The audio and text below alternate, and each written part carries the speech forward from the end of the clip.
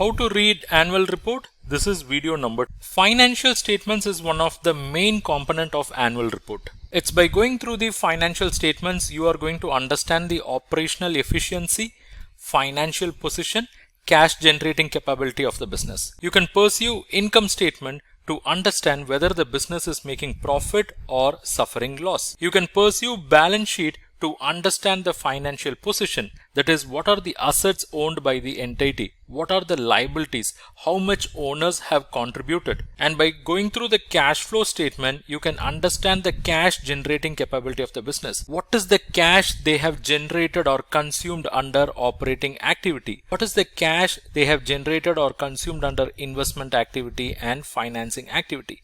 So all this information will come through cash flow statement. So financial statements are the critical part of annual report, and by analyzing the financial statements you can understand the financial condition of the business, that is what they are now.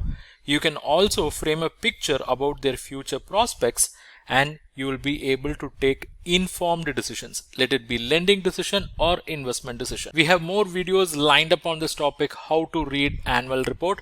So do not forget to follow us, and if you like this, just hit that like and share button.